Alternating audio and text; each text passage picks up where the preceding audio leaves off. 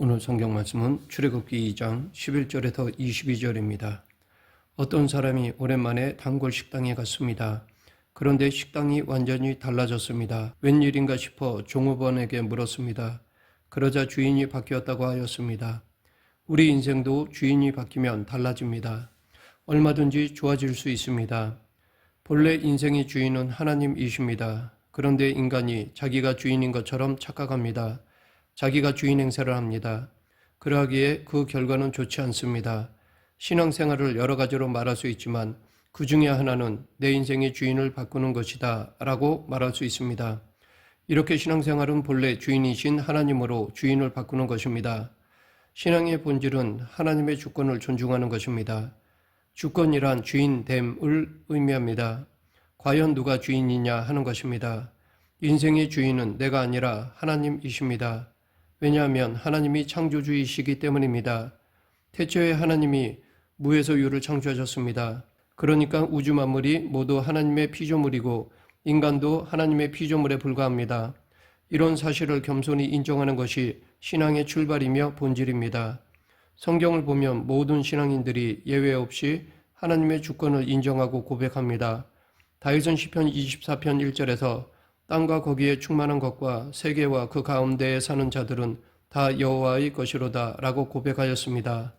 한나도 사무엘상 2장 6절 7절에서 여호와는 죽이기도 하시고 살리기도 하시며 수월에 내리기도 하시고 거기에서 올리기도 하시는도다. 여호와는 가난하기도 하시고 부하기도 하시며 낮추기도 하시고 높이기도 하시는도다 라고 고백하였습니다. 이런 고백은 사도 바울도 마찬가지입니다. 로마서 11장 36절 이는 만물이 주에게서 나오고 주로 말미암아 주에게로 돌아감이라 그에게 영광이 세세에 있을지어다. 아멘. 사도 바울은 세상 만사가 하나님으로부터 비롯되고 결국은 하나님의 영광을 위해 이루어진다고 하였습니다. 장로 교회의 신학 사상, 즉 칼빈주의의 핵심은 하나님 절대주권입니다. 이 하나님의 절대주권이 성경을 가장 잘 요약해 준다고 하겠습니다. 그러기에 우리는 살아가면서 하나님은 창조주, 나는 피조물이라는 사실을 항상 명심해야 할 것입니다.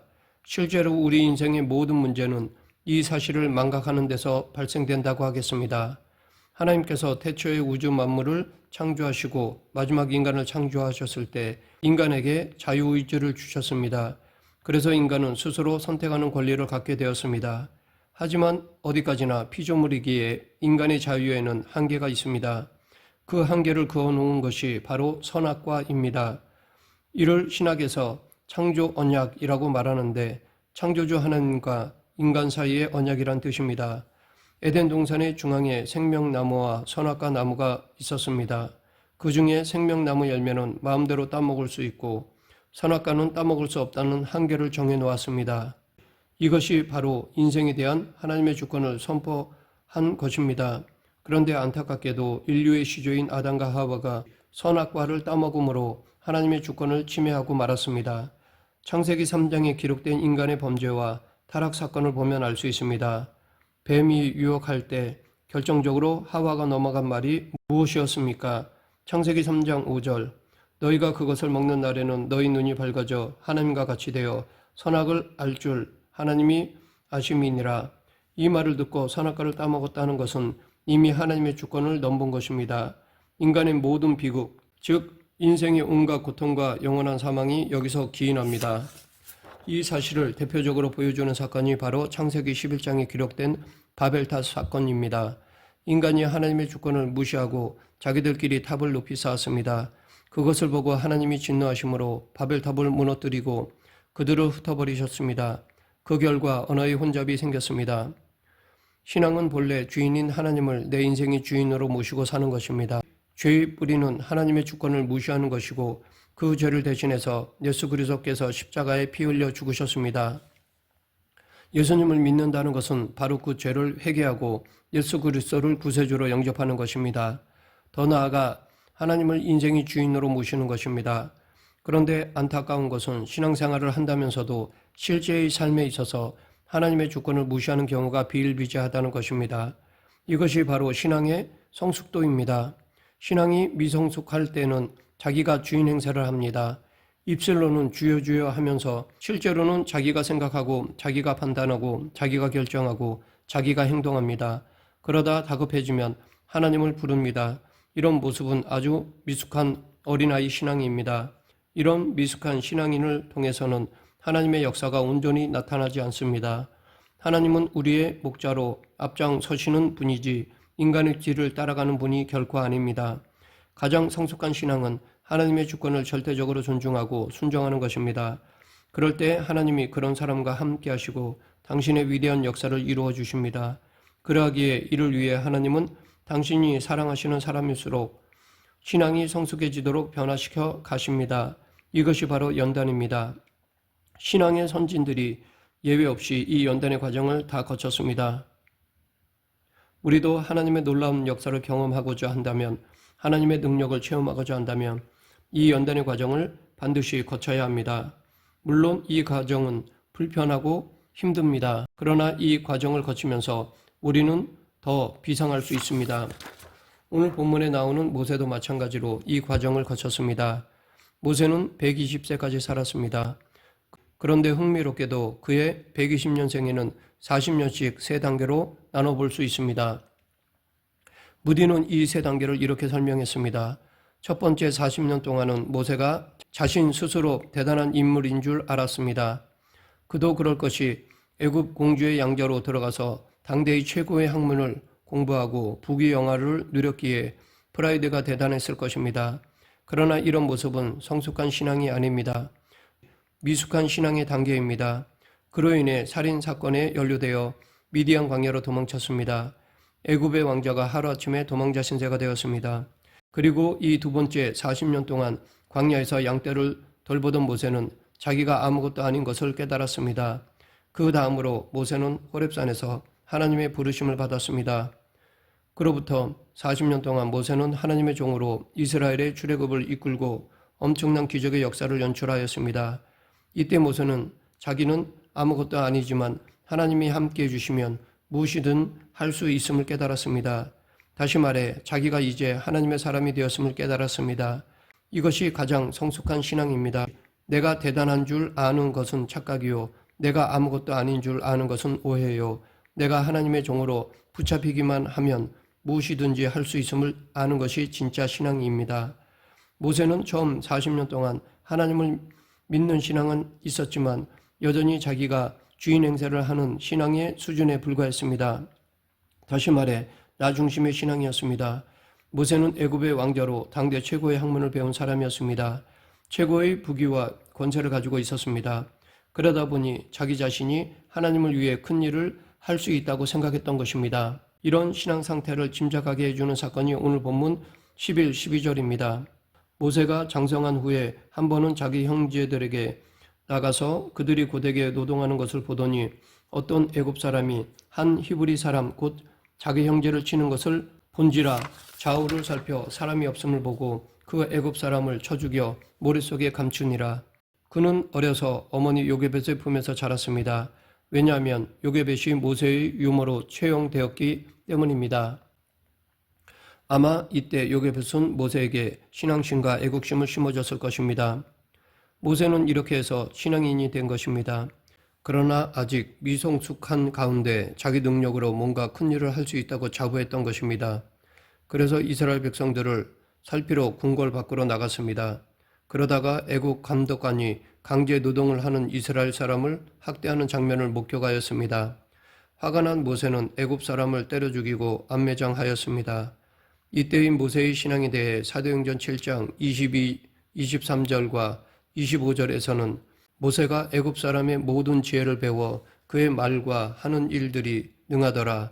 나이가 40이 되매 그 형제 이스라엘 자손을 돌볼 생각이 나더니 그는 그의 형제들이 하나님께서 자기의 손을 통하여 구원해 주시는 것을 깨달으리라고 생각하였으나 모세는 자기 자신을 과신하고 자기가 뭔가 할 수 있다는 교만한 마음이 있었습니다. 그런데 바로 다음 날 모세의 착각이 산산이 깨지고 말았습니다. 이스라엘 사람들끼리 싸우는 것을 말리다가 오히려 자신의 죄가 드러나자 세상 일이 자기 마음대로 자기 방법대로 되지 않음을 깨닫게 되었습니다. 그리고 바로 왕의 추격을 피해 미디안 광야로 도망쳤습니다. 물론 단순히 이 사건만으로 그가 도망자가 된 것은 아닐 것입니다. 명색이 애굽의 왕자인데 일개 감독관 한 명을 죽였다고 문제가 되지는 않았을 것입니다. 그렇게 된 데에는 애굽 궁궐 내부의 권력 투쟁이 한몫을 했을 것입니다. 어쨌든 이건 하나님의 섭리였고 그 결과 모세는 자기 힘으로 무언가 하려는 노력이 물거품이 됨을 깨달았습니다. 우리도 때때로 이런 신앙 자세를 가질 때가 많습니다. 내 힘으로 인생을 살아가고 내가 하나님을 위해 뭔가 하는 것처럼 착각할 때가 있습니다. 그런데 사실은 내 욕심을 채우고 내 생각을 주장하고 내 방법을 행사할 때가 많습니다. 이런 모습은 하나님이 싫어하는 미성숙한 모습입니다. 결국은 실패로 끝나게 됩니다. 바로 왕에게 쫓기는 신세가 된 모세는 미디안 광야로 피신하였습니다. 이때부터 하나님의 연단이 시작되었습니다. 모세가 우물가에 앉아 있는데 때마침 미디안 제사장 루엘의 딸들이 양떼에게 물을 먹이러 왔습니다. 그런데 목자들이 횡포를 부리자 의분을 느낀 모세는 그들을 쫓아내고 루엘의 딸들이 양떼에게 물을 먹일 수 있도록 도와주었습니다. 집에 돌아간 딸들이 아버지에게 이런 사연을 말했고 모세는 그 집으로 초청되었습니다. 루엘이 모세를 보고 마음에 들었는지 자기 집에서 함께 살자고 제안하였고 모세도 그렇게 하였습니다. 모세가 루엘의 집에서 살면서 그의 딸 시보라와 결혼하였고 그 사이에 아들이 태어났는데 그 아들의 이름을 게르솜이라고 지었습니다. 이 게르솜이라는 말은 내가 타국에서 나그네가 되었구나 라는 뜻입니다. 다시 말하면 나는 아무것도 아니구나 라는 말입니다. 그러나 하나님은 이 과정을 통해 그의 신앙을 정금처럼 연단하신 것입니다. 욥이 극한 시련 가운데 고백한 그대로입니다. 욥기 23장 10절 그러나 내가 가는 길을 그가 아시나니 그가 나를 단련하신 후에는 내가 숨금같이 되어 나오리라. 시편 기자도 고난 가운데 고난당한 것이 내게 유익이라 이로 말미암아 내가 주의 율례들을 배우게 되었나이다 라고 고백하였습니다. 모든 신앙인에게 이 과정이 있어야 합니다. 즉 자기를 부인해야 합니다.